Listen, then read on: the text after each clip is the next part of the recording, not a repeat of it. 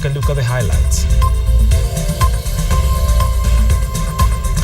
A special stakeholders meeting gives recommendations on the controversial media bill.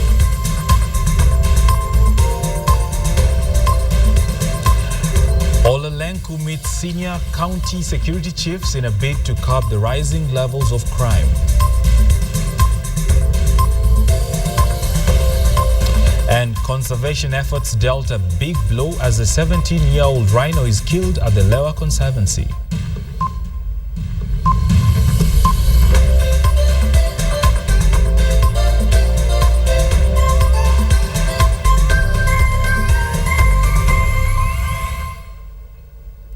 Welcome to the program. A special committee comprising of members of the Media Owners Association, Media Council and Kenya Correspondents Association have come up with recommendations on amendments to the Media Council bill, which is at its second reading in the Parliament, and the Kenya Information and Communications Bill. Now, however, members of the special committee maintain that the Kenya Information and Communications Bill is retrogressive and against the Constitution.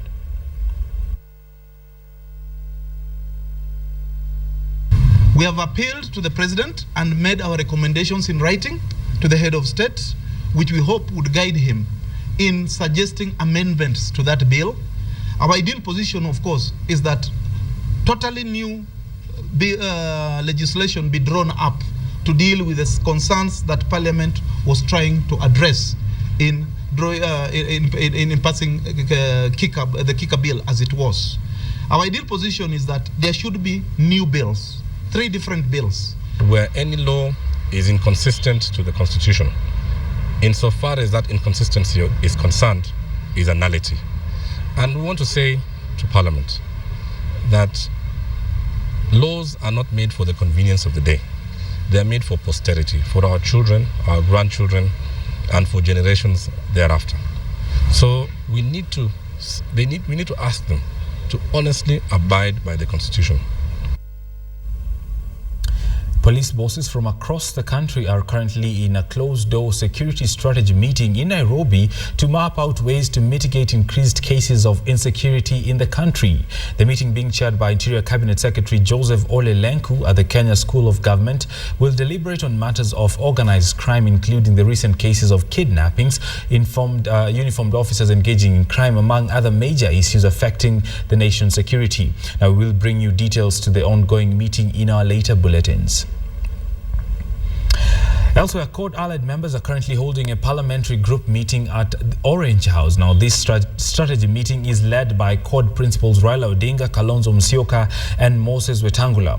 The meeting is set to discuss the state of security in the country, as well as the relations between Kenya and the ICC in light of the recent decision by the United Nations Security Council to reject deferral of the Kenyan cases at the ICC. Our reporter Patrick Amimo is on ground and now joins us by way of phone with the very latest. Good afternoon, Patrick. Good afternoon, Bonny Tunya. ICC is meant to feature prominently in the agenda in this particular meeting. Do you know of specifics in regard to what exactly they'll be wanting to make a decision on? Indeed, as the CORD-allied MPs are having their parliamentary group meeting, the 3 issues they put on their agenda is a report on the by-elections, the expected 3 by-elections next month. It's also they are discussing coalition legislative agenda and the security situation in the country. But definitely, given that the mood in the country has to do with the ICC, when the UN Security Council decided to the bid by Kenya to have the cases deferred flopped, I think that it's also going to be part of the agenda here for these CORD MPs. Given that the Jubilee government has already sent a delegation to the state parties to the Rome Statute to argue its case to have the trial against President Uhuru Kenyatta and Deputy William Ruto at least deferred for one week, because according to the US, UK, France, who abstained from voting, they did indicate that that would be the right forum for Kenya to push its deferral case. So I think that matter might also see members of Parliament allied to CORD at this particular meeting in Orange House. Tunya? Patrick, we've seen an increase in the frequency of such meetings coming from CORD, and bearing in mind that they are disadvantaged in terms of numbers in Parliament. Is this a new strategy going forward? Indeed, probably, given that some of the reported rates that would be happening in the Jubilee alarm, given the last week's altercation where we had the Senator Charles Kepera accusing some officials in government having fixed the deputy president with regard to the IC trial. I think CORD is looking at this as something that might give them an advantage, maybe to also make their presence felt in Parliament. And this thing, as it is, it could divide the Jubilee coalition, and probably the support they've been enjoying with regard to the tyranny of numbers. Maybe CORD thinks it could take advantage of that and push its agenda. That's why over the weekend we had the deputy president telling CORD not to teach on these or the assumed party differences within the Jubilee coalition. But significantly is the issue of security, where members are very concerned, and we heard the former Prime Minister talk about it at his public rally in Kipera yesterday, where he accused some members of the discipline forces of being rogue and engaging in robbery instead of providing security to members of to the public. So the issue of insecurity in the country will top the agenda at this particular Orange House meeting. And of course, when it comes to the legislative agenda, we know there is a motion that has been pressed by the Adam Kainan, seeking to censure the Cabinet Secretary for Land, Terry Tingilu, and you see the lead of majority, Aden Duale, is opposed to this particular censure motion. So CORD will be, I expect them to be strategizing on how this motion will come to the floor of the House and see whether they can win support from the Jubilee, given that when they are debating the conduct of the Cabinet Secretary, it was a motion that was supported majorly by the Jubilee allied MPs who were in support and felt that Ngilu had overstepped some of her mandates. So, yeah. All right, Patrick Amimo, many thanks for that update. Of course, we'll be coming to you for a subsequent look at what exactly the CORD top leadership will have decided going forward, and that will affect their participation in the Parliament. Great. To other matters now, top government officials, including cabinet secretaries, have begun discussions with development partners in a bid to enhance the working relationship between government and development partners and to explore more areas of mutual cooperation. Speaking during the opening of the 6th Development Partnership Forum, Deputy President William Ruto said the government is committed to achieving goals, including the double-digit economic growth promise it made during the campaign period. Past, we have had the unedifying experience of having to talk to, but more frequently talk at each other through the media. Even worse, during these public altercations, the unhealthy impression has been created that development partners have appropriated immense political power in exchange for development dollars or euros or pounds. A platform to review and rechart the working relationship between government and development partners is therefore critical to the successful realization of our development strategies. At the end of these discussions, we hope to bring on board useful perspectives and inputs that will enable us to cooperate in a better way to achieve our development objectives. Government is totally focused and committed to achieving economic transformation in a way that will also uplift the standards of living of all Kenyans. We fully intend to achieve double-digit GDP growth, generate food surplus, boost industrial and manufacturing capacity, and enhance the use of ICT to reach this goal. Now, News is not complete without a bizarre story. Now, in a rather shocking incident, a man in Shaba village, that is in Samburu, cut off his 3-year-old son's ear and ate it. This is after the man came home but found no meal for supper. It is said that the man was drunk when he got home at about 9:30 p.m. Monday night. When he realized that there was no food to eat, he bit his wife, then slit his son's ear and had it as his meal. Now, his wife then raised alarm, which had neighbors come to the rescue. But by the time help arrived, the man had already fled. The matter has been reported to the Maralal police station, who have launched a search for the man.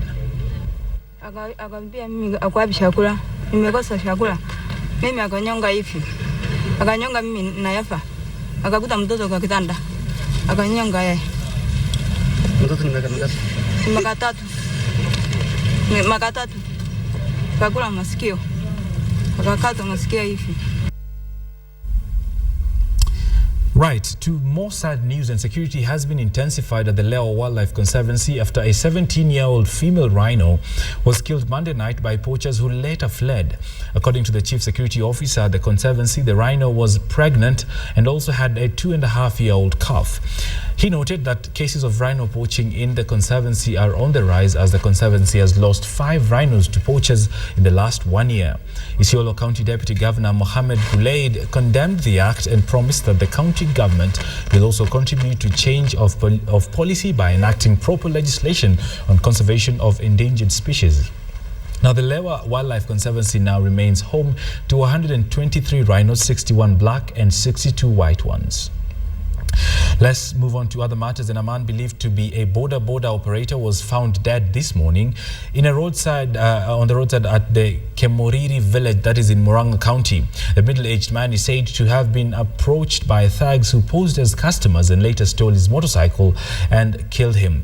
Area Chief Anthony Ngigi said security officers have met with Boda operators in that areas and to discuss security matters, where they agreed that no Boda should operate past 11 p.m. Police are investigating the incident. The highlights in this bill is particularly to see how you regulate the manufacturers, how you regulate the distributors, and how you regulate the retailers, and also how you regulate the consumers.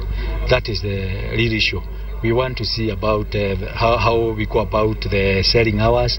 Also, we want to see how we classify our liquor and alcohol selling outlets. In my area, that is...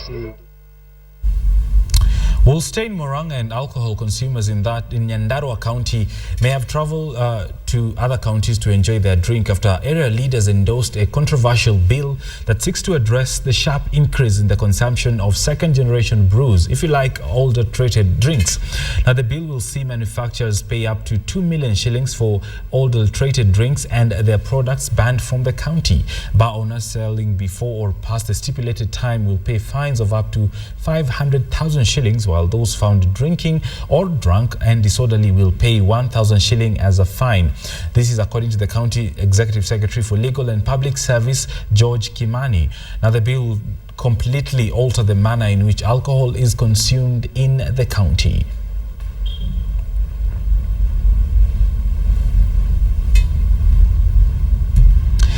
Right, I need to catch my breath, so it's a good time to take a break. But coming up after this break, we'll be talking on matters of customer service and why is this not so common after all in the workplace, in the marketplace in Kenya. Join me then. See you then.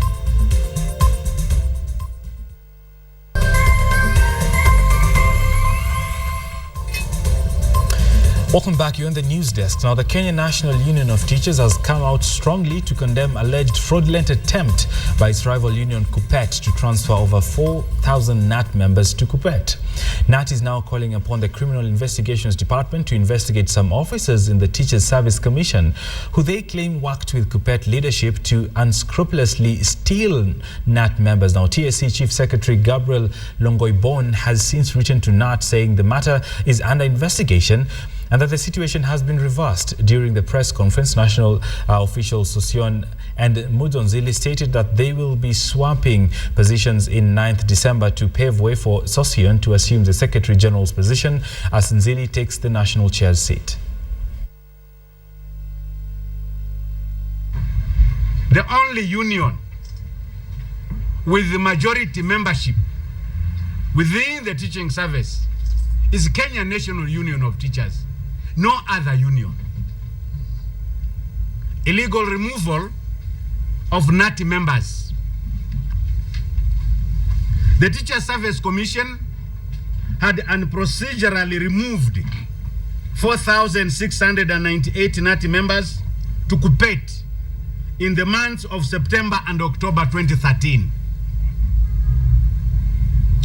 After our protests, Teacher Service Commission, through their letter dated 5th November 2013, reversed 3,900 members who were migrated and procedurally to KUPPET.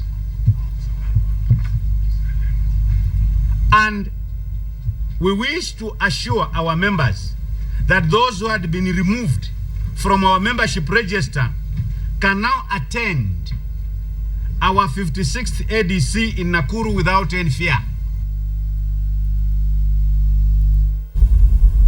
Right, so we shift gears to business. As always, is fast and painless. Electricity bills for households and commercial users are set to get cheaper after power tariff reviewed by the Energy Regulatory Commission. The ERC has introduced a graduated retail tariff scale for the next 3 years that is meant to ease the burden of power consumers. Starting December the 1st to June 2014, the tariff will be set at 15 shillings and 51 cents per unit, down from 15 shillings and 59 cents. Though the initial drop appeals is minimal, it is expected to cushion the 1.3 million small households that consume 50 units and less. The tariff is expected to drop to 13 shillings and 44 cents in 2014 and 12 shillings and 26 cents by 2015. Now, the new tariff take into account the reduced reliance on diesel-generated power that forms a bulk of the power bill. And we have given not just KPLC but this country the best tariff that is possible under the circumstances. So we expect that KPLC will deliver on the services, that will improve their quality of supply, and that they will be responsive to the needs of the customer. Time for our afternoon business chat, and joining me is Eva Kiplagat. Now, she has proposed something interesting. We have from the Institute of Customer Service, we're having the Customer Service Week. Karibu sana, Eva. Thank you. Customer service is not so important after all. I'm speaking like a Kenyan. We don't understand the right we have as consumers. So we are treated as, the way the business person would like. How important is customer service, and is the practice as common in the country? Right. Thank you for that. Customer service is very important in an organization. Right. The driver of business is the customers. And so any organization that wants to be able to acquire its customers and to retain those customers for the long term needs to focus on the needs of those customers. Right. And so they need to do you're that. Speaking from a point of an initiative or requirement to be done by the service provider, and not really from a consumer protection point of view. How do you get service providers to understand that this is actually important for their business in the long term? I believe that those organizations that really do focus on their customers are able to see the impact of those customers to their businesses. Because what those customers do is that they're able to not only keep coming back, but they tell others about the services and products of that organization. And so what happens is that that business is able to see the impact on the bottom line and even on the top line. From the consumer's point of view, I believe we have some way to go in terms of demanding for quality services, and I believe we have started to do that. I think the social media is an area where you've seen a lot of conversations going on about organizations that are providing great service and those that are not. Eva, how did we get here to a point where, one, the consumers do not know what is their right, and two, the service providers treat them as they please? I think traditionally is, in Kenya and in Africa generally, we have not had the level of competition that we see in developed countries.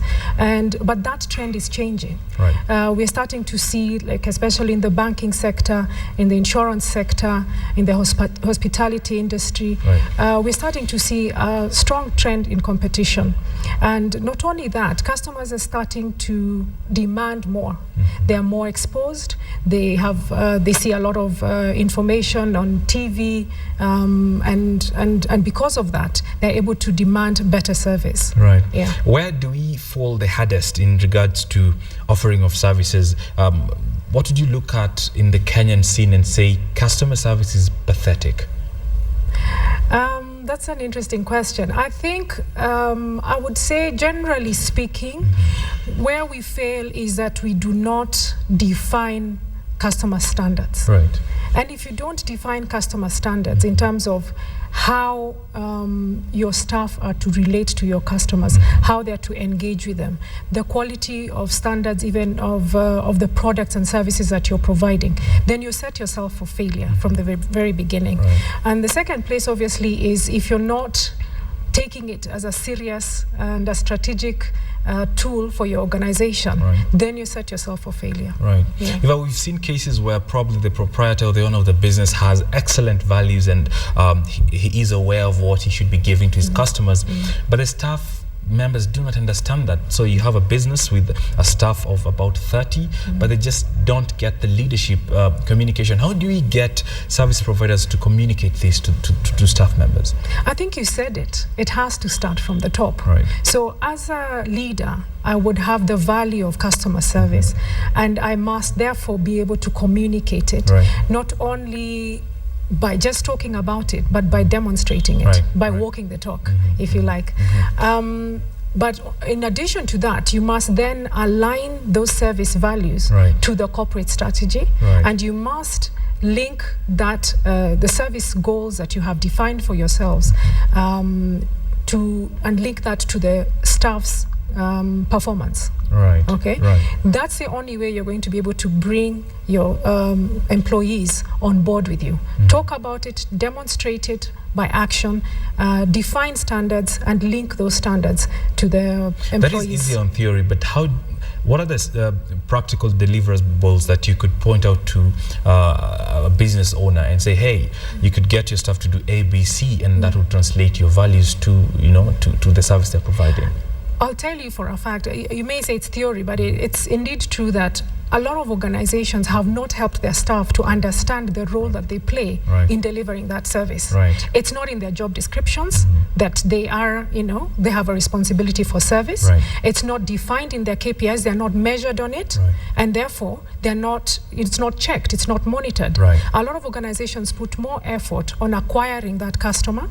So, you're always reviewing the performance of sales staff and marketing staff, but you're not really reviewing the performance of your staff, of your service staff. And that's how you need to be able to do that. And in addition, you need to also reward the behavior, the right behavior. So if you see that there are certain customers, there are certain employees who go above and beyond in delivering service to customers, you must then reward those, recognize them, and so that they are a demonstration of what kind of behavior that you want. All right. Yes. And for business owners watching this, they can get in touch with what is happening at the Customer Service Week. That is on the 25th to 29th of November? Yes. What's the venue? There's no venue. What is happening is that the Institute of Customer Service Kenya is promoting participation of Customer Service Week. And what we are asking organizations to do, and we have up to almost 50 organizations that have signed up, is to carry out activities within their organizations to celebrate their customers.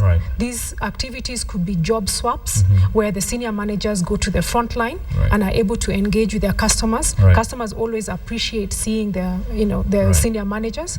It may be that you celebrate your customers by giving them goodies, doing something out of the ordinary to thank them for their custom and for their loyalty. All right, Eva, we'll need to leave it there. Eva Kiplagat, founder and